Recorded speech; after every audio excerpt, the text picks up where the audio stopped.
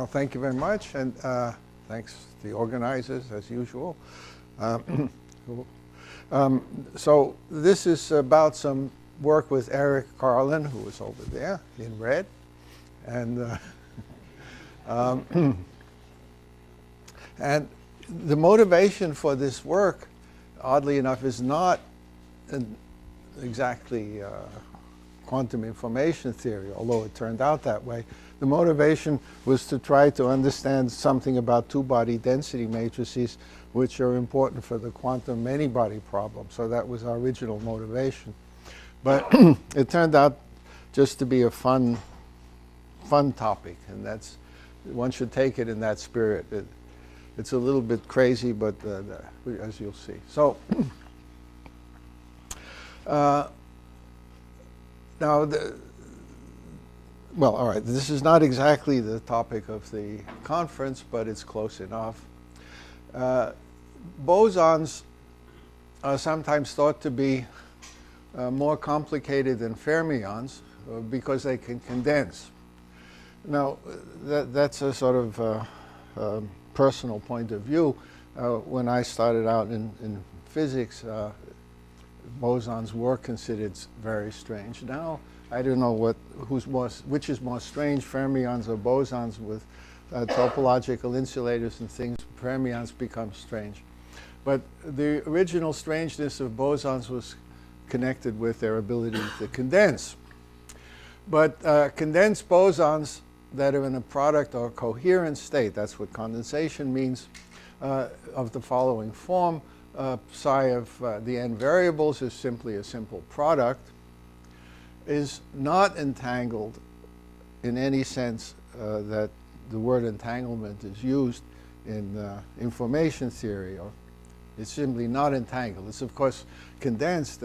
Everybody's doing the same thing. We're marching in step, but that is not entanglement. Fermions, however, are always entangled, even free fermions, because of the Pauli principle. They can never get away from each other. And what we wanted to do, our goal, was to quantify the minimum possible entanglement that a fermion must have, or that fermions must have. Now, of course, we're talking about the fermions in the abstract. That is, we don't have any Hamiltonian in mind or anything like that. We just want to look at antisymmetric functions and antisymmetric density matrices, that is, density matrices on the antisymmetric tensor product of some Hilbert spaces, and see what we can say about the necessary entanglement. Now, now, as folklore might suggest, and I think this is folklore in the sense of definite proofs, as folklore might suggest, we want to show that pure Slater determinant states give the minimum entanglement. Now, a Slater determinant, for those who don't know, is simply a function of n variables made up of antisymmetrized products. So you take, instead of the common function phi for all the particles, you take n different functions for the n particles, and then you antisymmetrize that. That amounts to taking a determinant. Call it what you will. That's the simplest possible analog to the condensed boson state. And our goal is to show, or our feeling was that it should be true, is that the determinants minimize the various notions of entanglement that are around. So that's a purely mathematical pursuit. What it has to do with physics, I don't know. But once again, I want to repeat that anything you can say about the two-body density matrix coming from an n-particle density matrix, anything you can say about it is potentially useful for the quantum many-body problem. I don't know if this will be, but potentially it is. So then if this is true, the Slater determinants can be said to be the fermionic analog of the boson condensation. Because remember, the condensed bosons have no entanglement. Now, to study this question, we study the bipartite density matrix of two fermions embedded in a sea of n fermions. That's the usual thing you look at when you want to study entanglement. although there are other things that are possible. Now, some of our results depend on n being the total number of fermions, while other results do not. A subtle but significant question, then, is what is n? Now, it's the number of particles in a container under observation. So, in other words, it's the usual construction. You have a box and you put in n particles. However, any electron in or out of the container is Pauli principle entangled with all the electrons in the universe. That's a fact. So is n infinity. Now one has to think about definitions. And beg your pardon? Maybe it's what? Small overlaps and the wave function. Well, you see, it may or not be wave. That's the first reaction people have. Things are not overlapping. That's a physical constraint. It's hard to put that in mathematical terms. And is it so that I have to think of the electron in the box and the electron out of the box, which are far apart, as potentially overnight while I'm sleeping they do this? And when I wake up in the morning, it's a different electron out. You know, how am I supposed to think about this question? But, you know, this is sort of what we learn in the textbooks, and so one has to face the question. So, a remark about n. The reason n is finite is that a physical state is really a state on a physically relevant algebra of observables. That's what one should think about. In this case, that is the particles in a box, in this case, the algebra in question is the algebra of observables in the container. Now, in statistical mechanics, one always has this problem, although you don't usually recognize it and you don't usually think about it. But I can take any statistical mechanics problem and say that the particles in this box really have color and flavor and spin and all kinds of irrelevant things, but they have them. So if I include those degrees of freedom, the entropy of this box gets bigger and bigger and bigger and bigger. But of course, that's nonsense. And the reason it doesn't get bigger is because when I talk about entropy, I really have to focus on the things that I'm going to observe.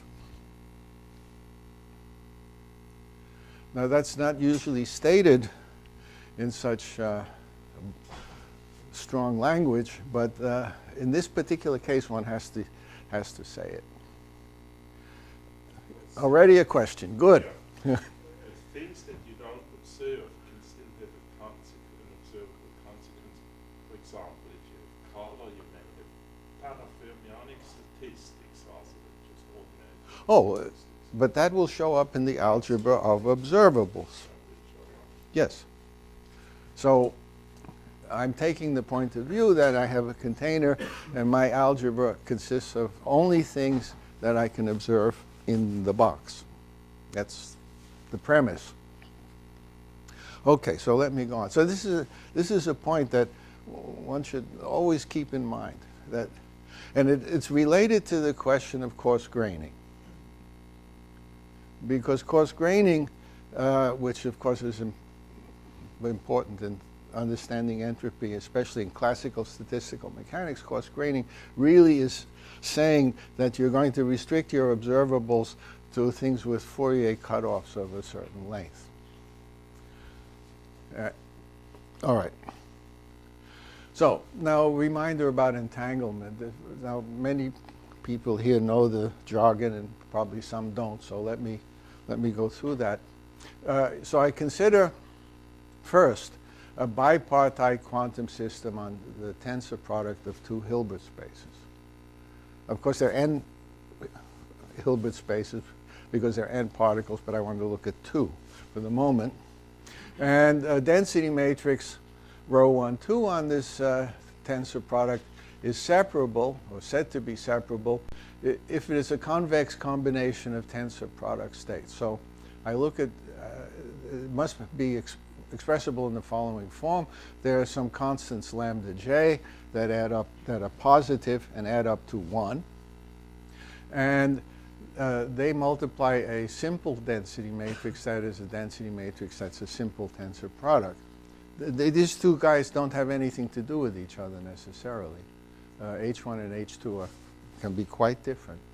But the important point is the following. You can always write rho 1, 2 as in this form, but the lambdas won't turn out to be positive. So at least I think you can.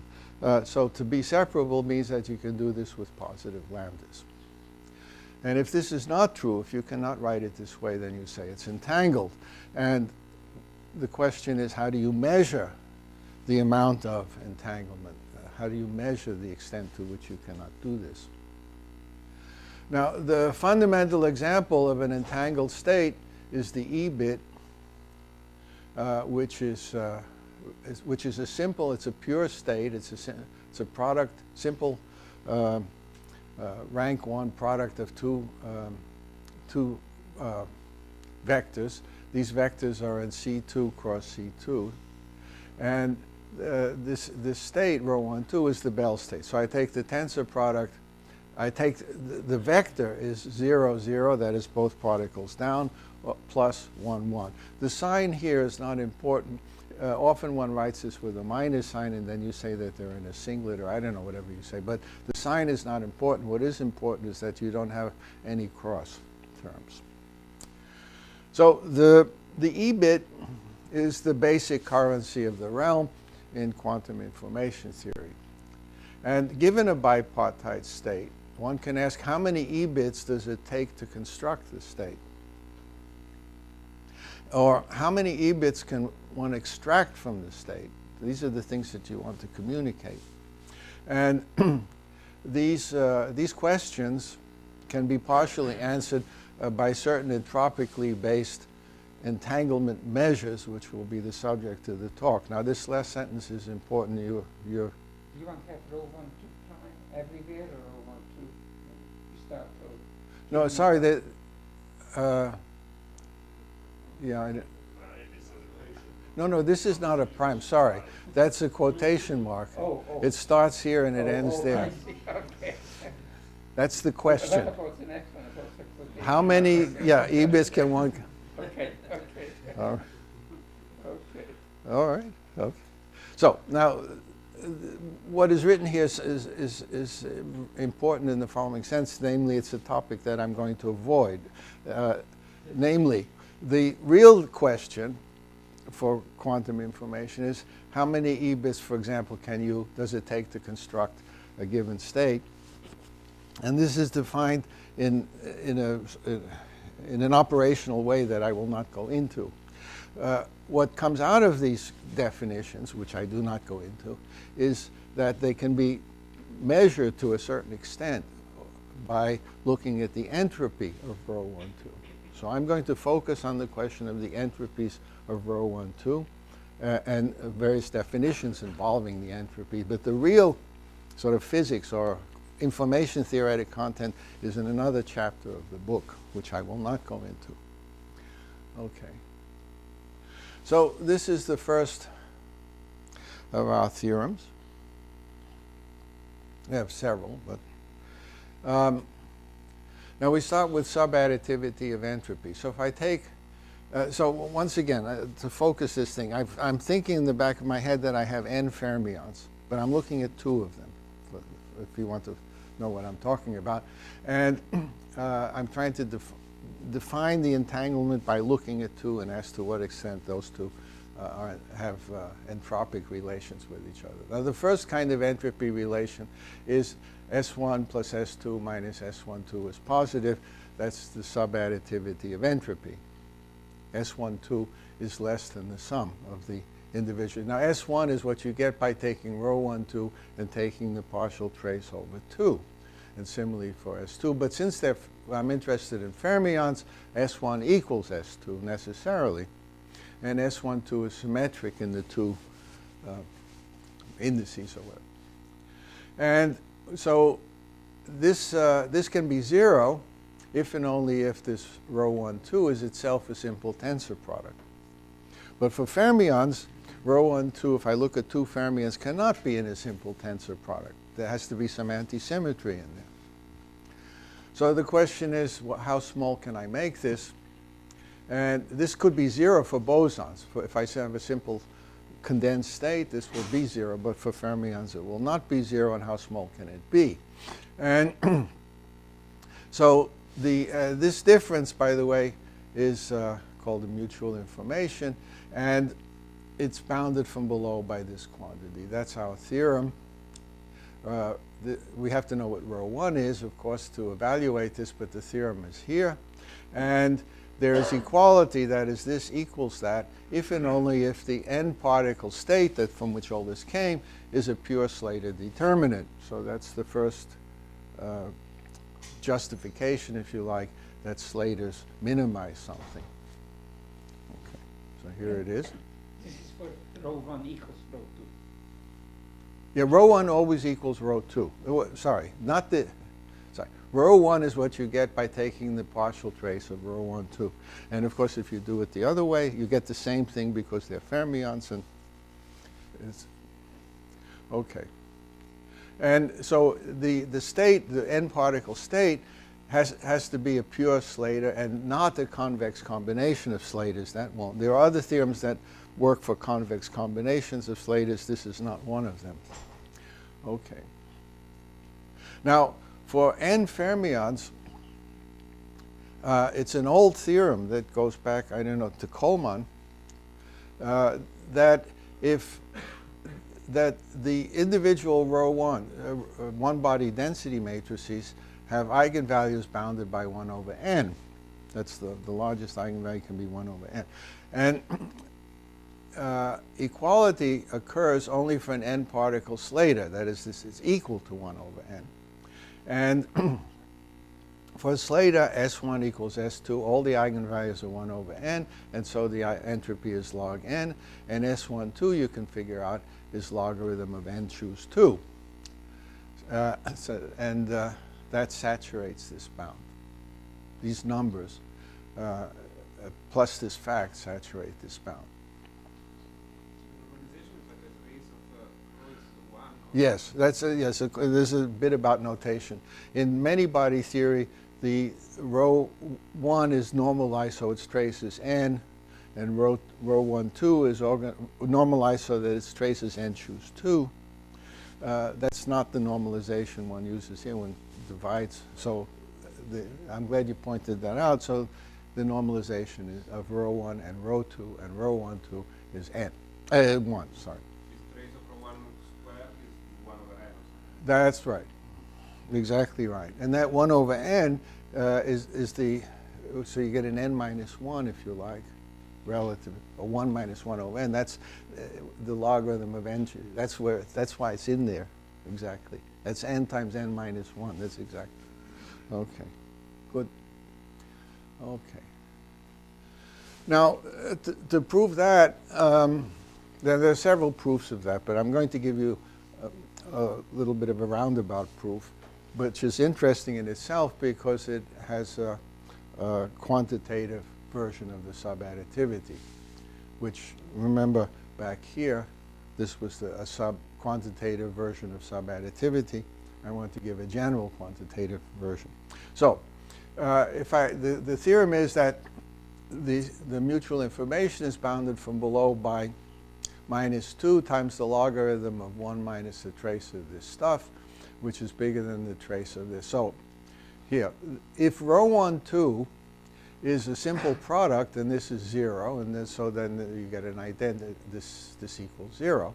Otherwise, rho 1, 2 is not a simple product of itself. It's one-body density matrices, and in that case, the trace of the difference squared is the lower bound for this mutual information. So that's the first theorem. So in particular, you have that this is greater or equal to 0 if and only if rho 1, 2 is the product. And here's the proof of this. We think this is new, but maybe it's not. Anyway, we think it is. And here's the proof. And the proof goes through the Bogoliubov inequality, which has been used in this business before to prove strong subadditivity. And here it is. Well, the Bogoliubov inequality says that the trace of e to the minus h plus a. All these guys are self-adjoint, and the trace of e to the minus h is 1. But in that case, this is bounded from below by the trace of e to the trace, e to the expectation value of a. So that's the Piles-Bogoliubov inequality.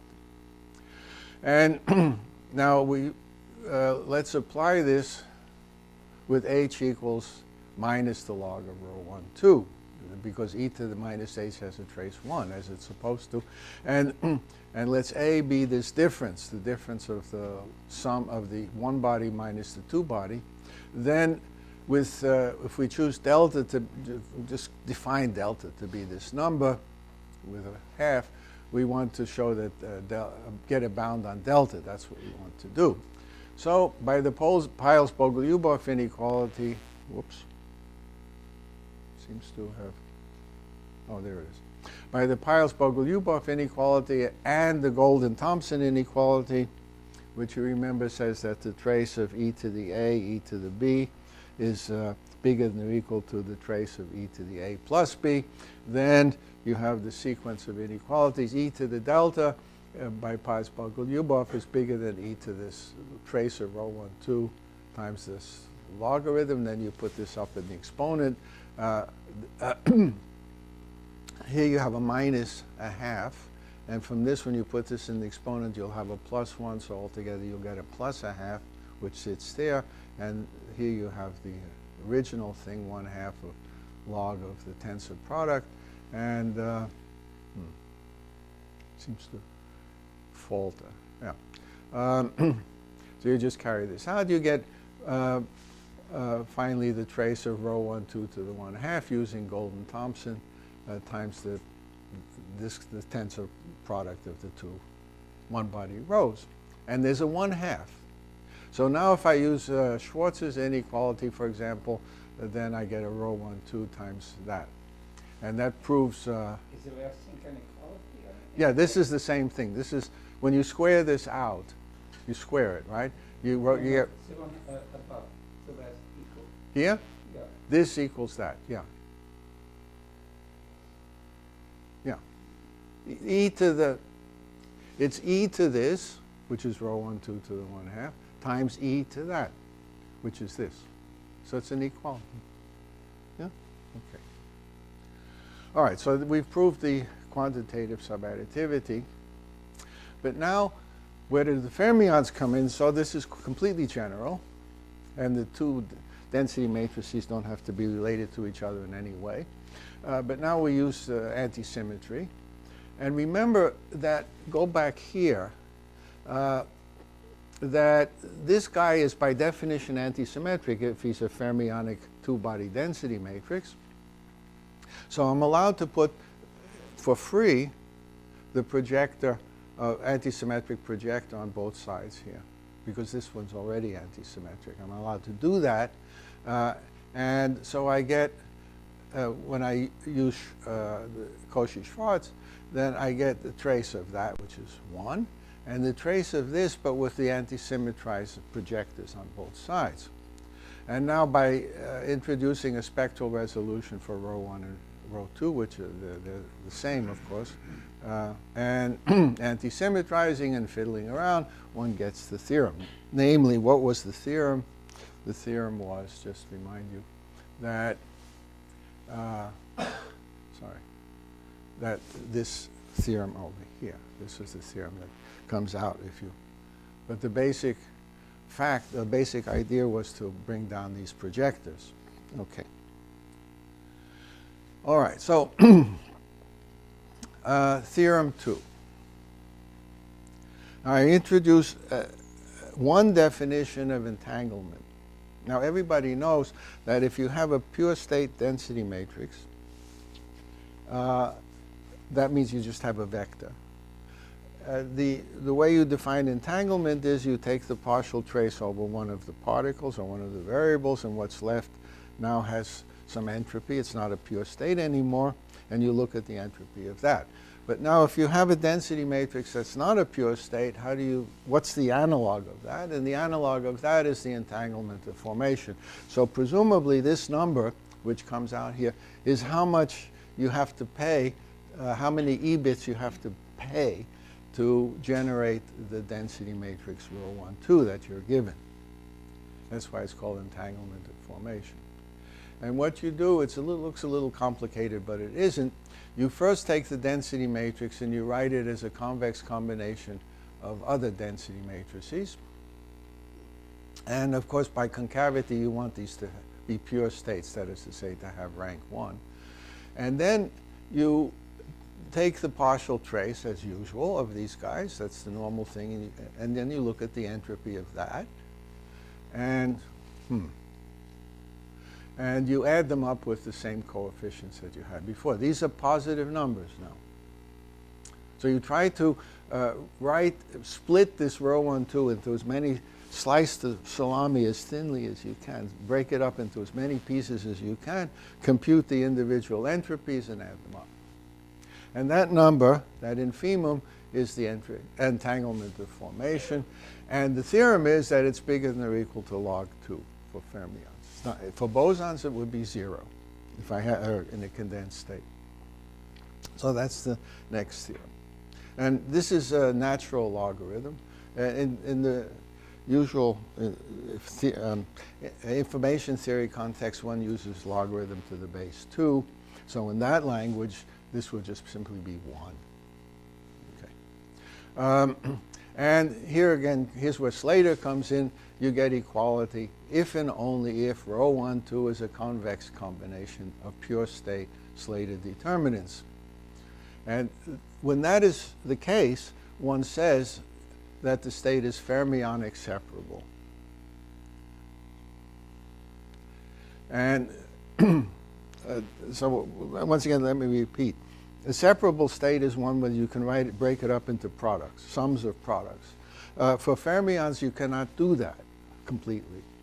But if you can sort of do it modulo determinants, then one says it's fermionic separable. That's just a word.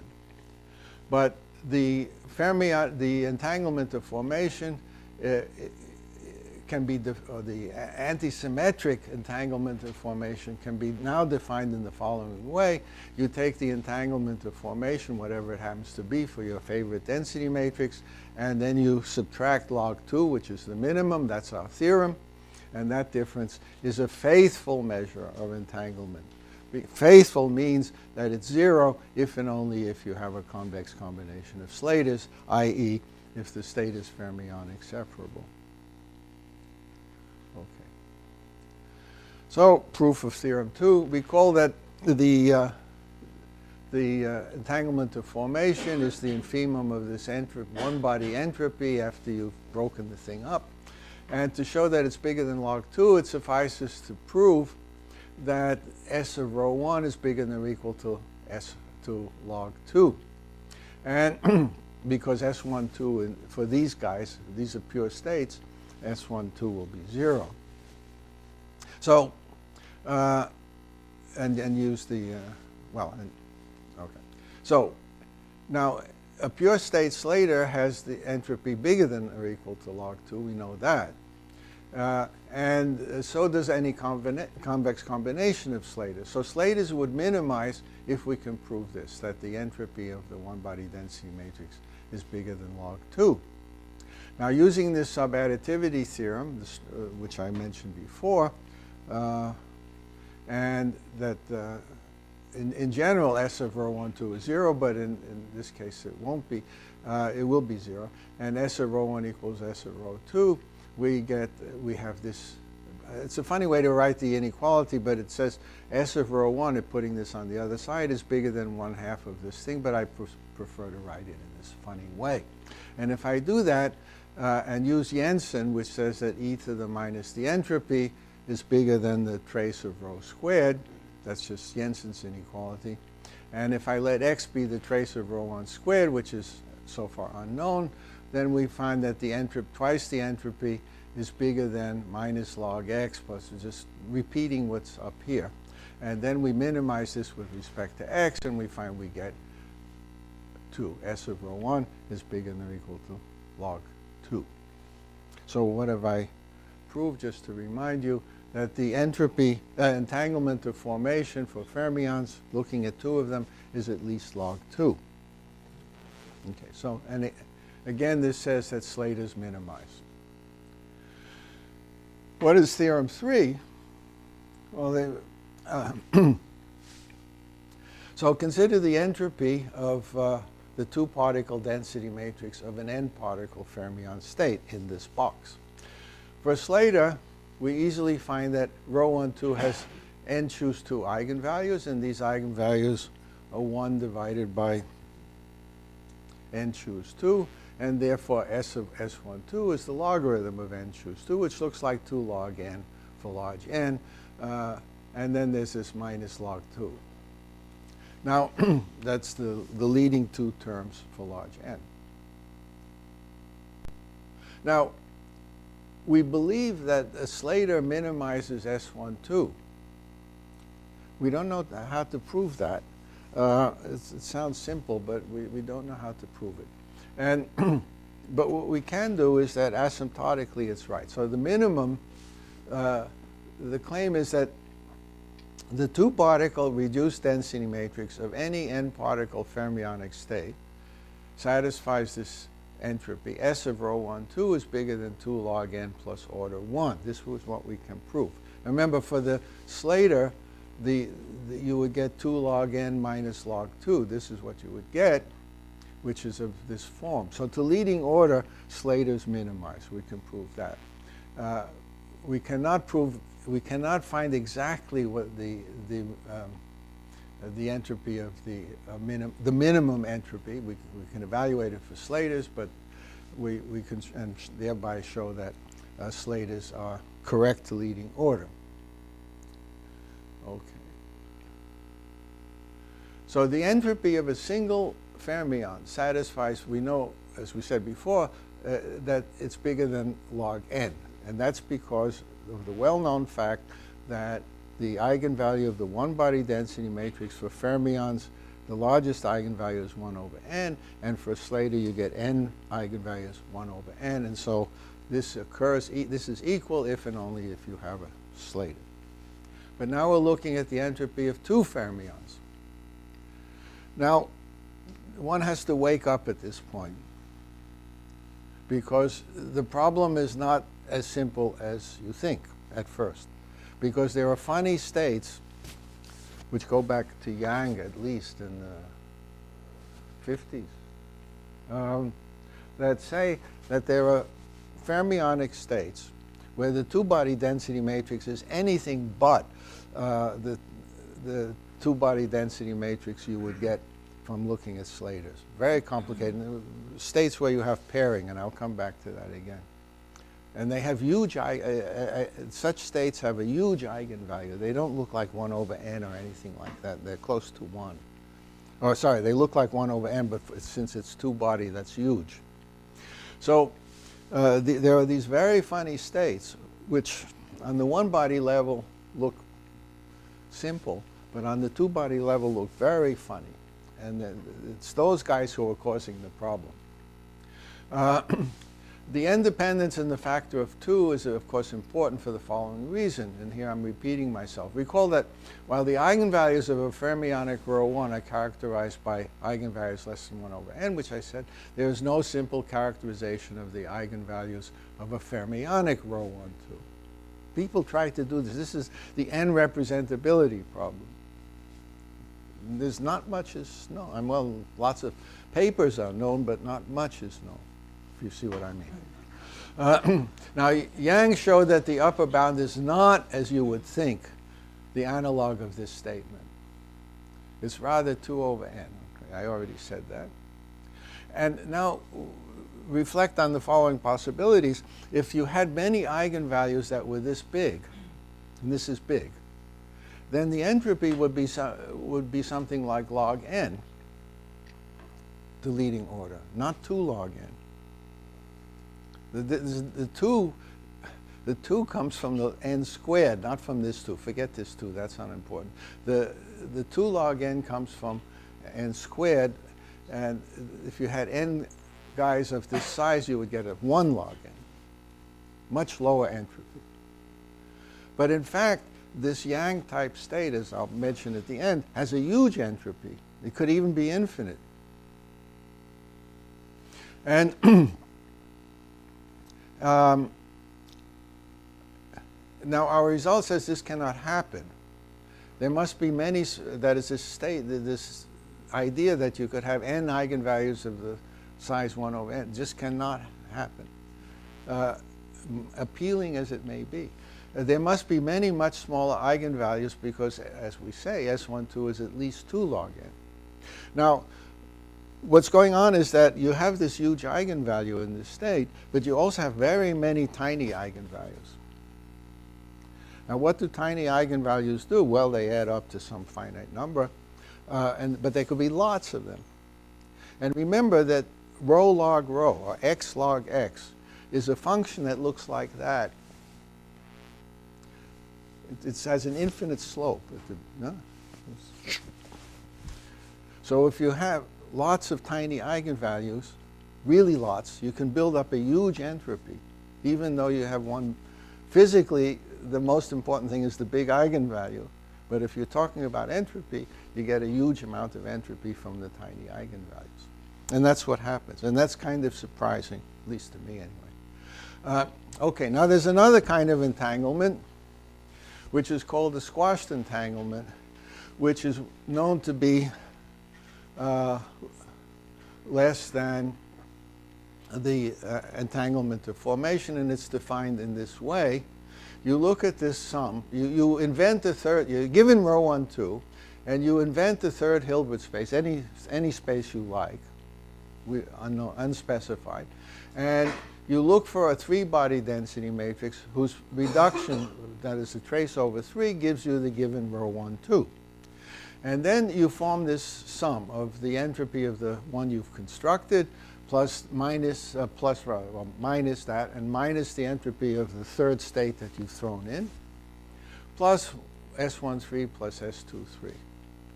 And this combination is known to be positive no matter what. That's the strong subadditivity of entropy. So at least we're talking about positive things here. And, and for some reason you put a half in front. And this quantity, the minimum of this over extensions of rho 1, 2, is smaller than the entanglement of formation. And it is said to be more quantum mechanical than the previous one. That is, it squeezes out. It's called squashed or squeezed because it squeezes out any classical component that's in there. Well, whatever. Anyway, it's a definition. So the only way in which this can be 0 is if rho 1, 2 is separable. That is, if it's a convex combination of simple tensor products. And a fermionic rho cannot be. It's also true that, as I just said, and I'll say it again, the entanglement of formation is bigger than this guy.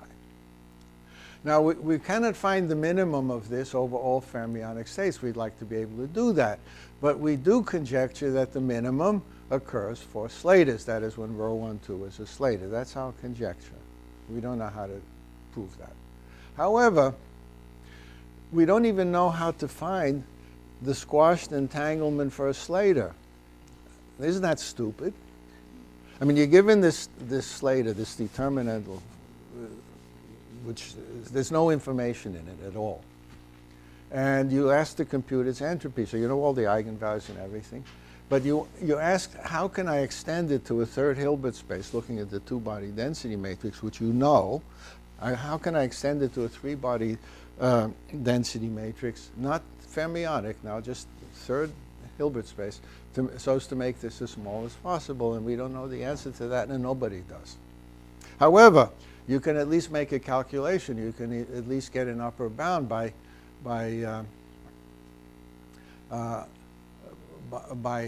using the Slater and making a guess for what this rho 3 would be. And I'll say what that is in a minute.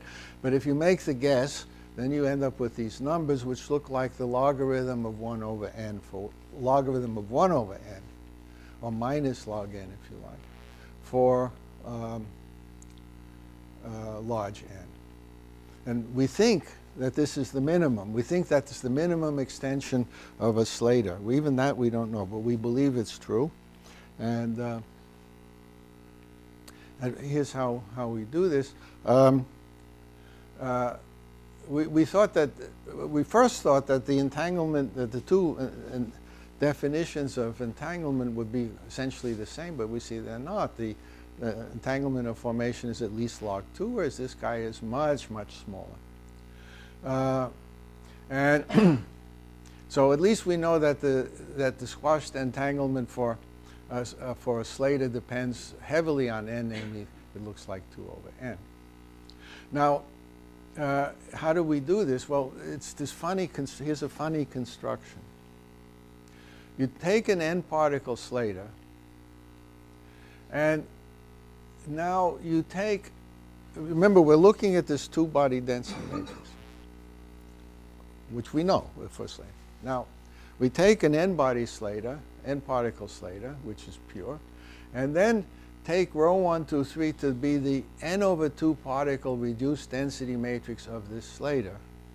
Now remember, we're looking at extension of rho 1, 2. It could be anything. It does not have to be any particular Slater. But what we want to do in our construction is we have rho 1, 2 down here. We take an n-particle Slater, look at the middle, which has the maximum, so to speak, entropy.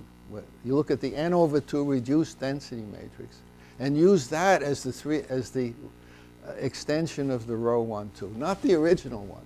You look at that one as the extension, which you're allowed to do. So the dimension of this third Hilbert space is then quite big. It's this number. And you compute for the Slater. You compute S1, 2, 3, S3, S1, 3, etc., and add them all up, and you get these numbers. And this was also found by Christandl, Schuh, and Winter. Okay. So that's how we construct this. So it's very strange. Let me repeat, because it's a strange construction. You're given rho 1, 2. You want to extend it. Find the minimum entropy extension of it. And you don't go to the top, which is where it came from. You go to the middle and say that's an extension of this guy down here. It's very unnatural, but that works. And that's probably the right answer, but we don't know if it's true. Now, let me change course a little bit. So far I've been talking about entanglement and Slaters and things. But now I would like to just mention some other theorems we have of a general nature, which are not specifically entanglement oriented, but they're in the same direction. So one of them is the monotonicity of relative entropy. So this is not related to entanglement. This is just a general fact. But the point is that the proof of what I'm about to say is done using this Piles Bogoliubov inequality and things like that, although it's much more complicated now. In this previous construction using the Piles Bogoliubov inequality and the Golden-Thompson inequality, the Golden-Thompson was, of course, very essential. Remember, the Golden-Thompson inequality says the trace of e to the a times e to the b is bigger than or equal to the trace of e to the a plus b. What we need is a triple matrix inequality, the trace of e to the stuff plus stuff plus stuff, three matrices up there, which for convenience I write in this funny way, but it just means 3 matrices, self-adjoint matrices in the exponential. Now you might think that the trace of e to a plus b plus c is bigger than or equal to the trace of e to the a, e to the b, e to the c. That is false. Not even remotely true. In fact, the trace of e to the a, e to the b, e to the c could even be imaginary. Could, well, yes, I guess, well, could it be, anyway, it could be negative, certainly. Now, because e to the a, e to the b, e to the c is not self-adjoint. Now, I guess I'll stick with the imaginary. However, there is an inequality involving 3.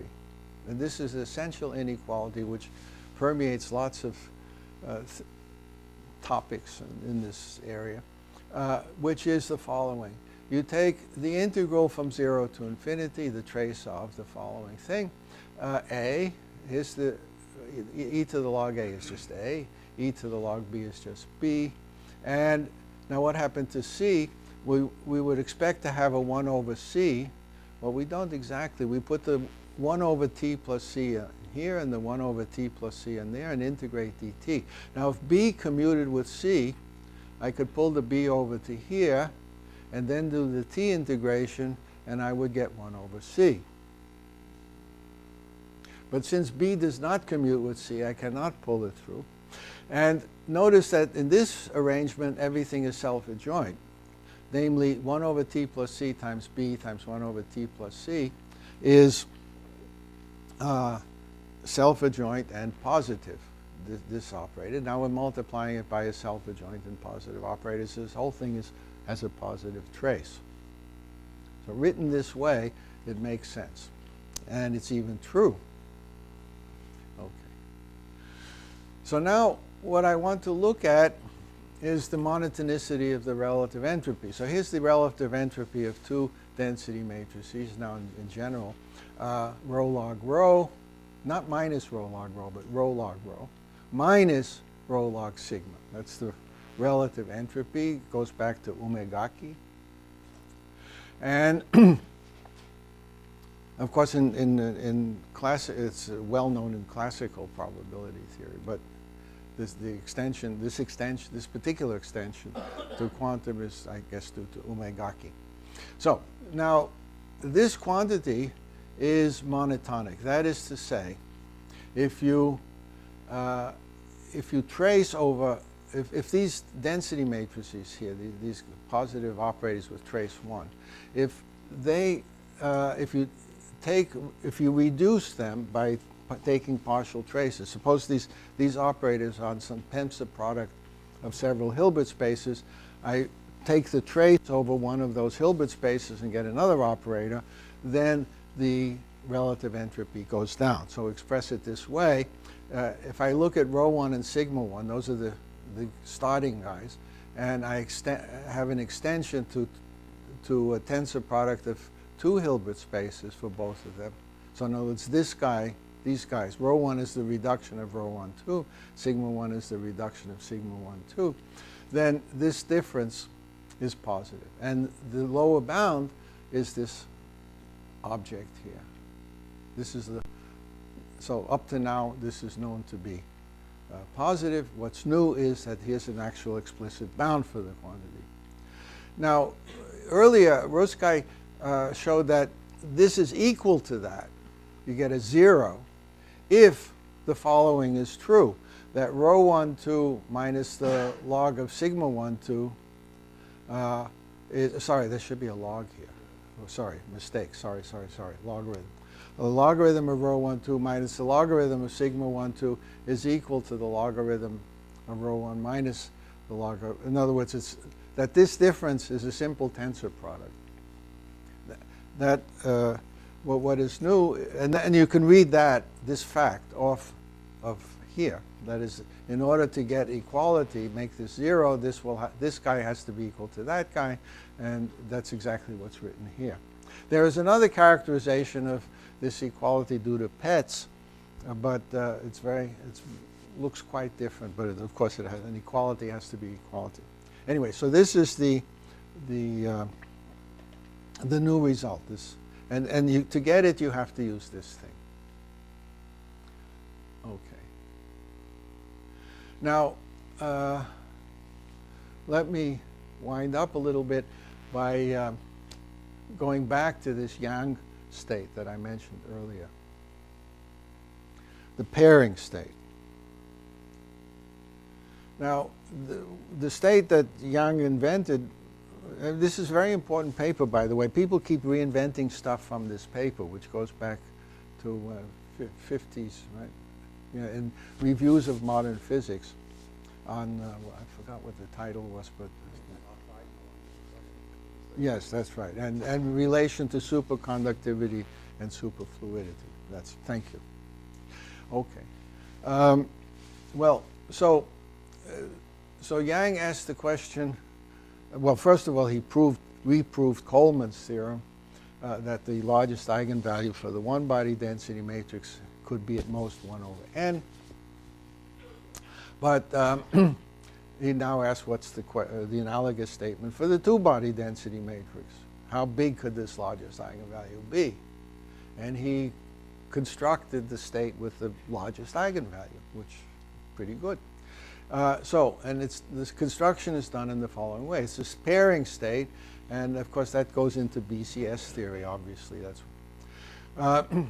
So you take m vectors in your Hilbert space. Just take, assuming they're n orthonormal vectors. So the answer to the question is going to be depend on this number m.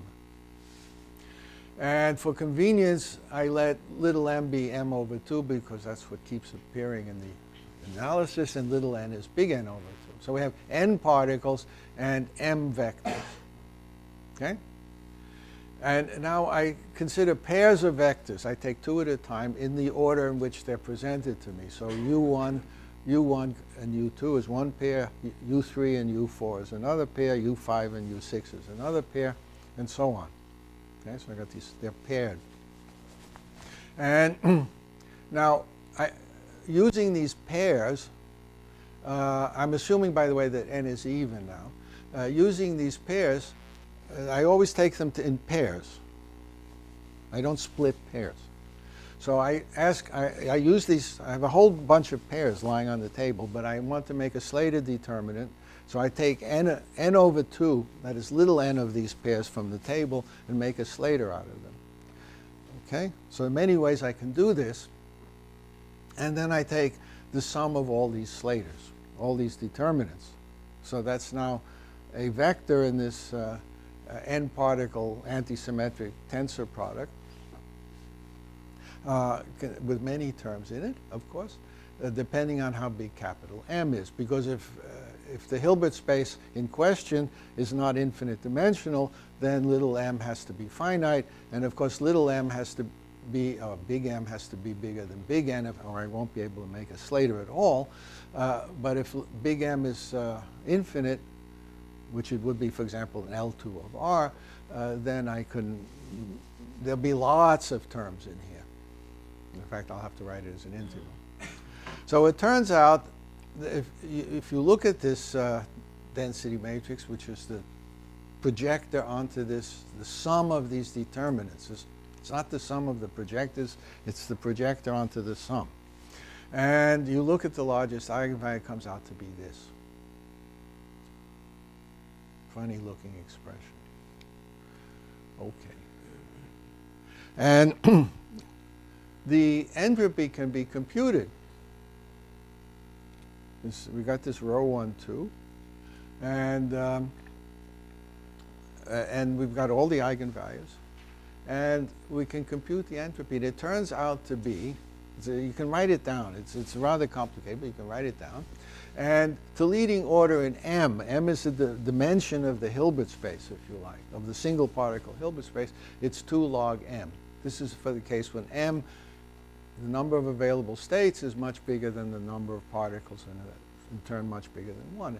It turns out to be log M, 2 log M. Now, nobody says that M cannot be infinity.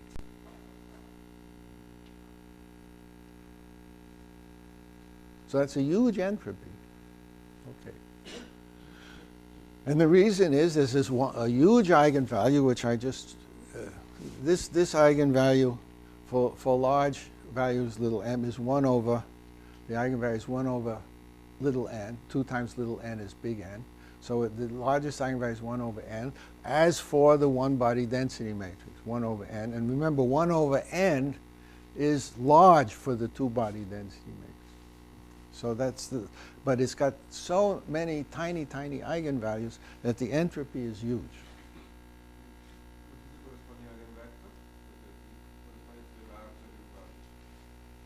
I don't remember. Yeah. What is the eigenvector corresponding to the large eigenvalue? It's Write it out in terms of the wedge. Write it out in terms of the wedge products. yeah. Yeah, you take all the wedge products of the pairs and you multiply them. It's the sum of all the... Which has these UI Yes. bases. What the matrix looks like, it's got a big block with the same number in it. So it's Right. a constant matrix block, and then a bunch of little stuff running down the diagonal. Yeah, that's the small One eigenvalue. large eigenvalue comes from the fact that you take a matrix which has the same entry in each block, it has one large eigenvalue and a bunch of Yeah. zeros. So there's a diagonal running down, and then up here there's this block of filled-in block, which gives you one large eigenvalue. Yeah. Okay, so not only can this be infinite, can be much larger easily than order of log n. It's of order log capital N. So this is certainly not the minimum; it's the maximum. Now you can compute for this state the entanglement of formation minus log 2, which remember is a faithful measure of entanglement, and it turns out to be 1 over n times the log of m, which could also be huge. Now the squashed entanglement, so this is a computation which you can do. The squashed entanglement again is not known, but one can use the variational principle for it, which we had by definition, and compute a bound, an upper bound. It's less than this number. So both of these numbers are the same order.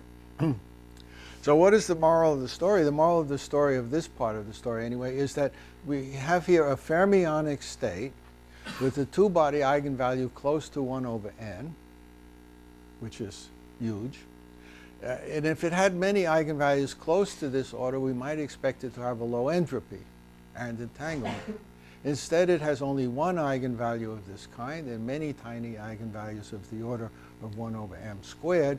And altogether, that gives it a large entropy and possibly large entanglement. So this is a bit of a surprise. It's non-intuitive, and it has to do with this pairing. And with those words, I will stop. Thank you.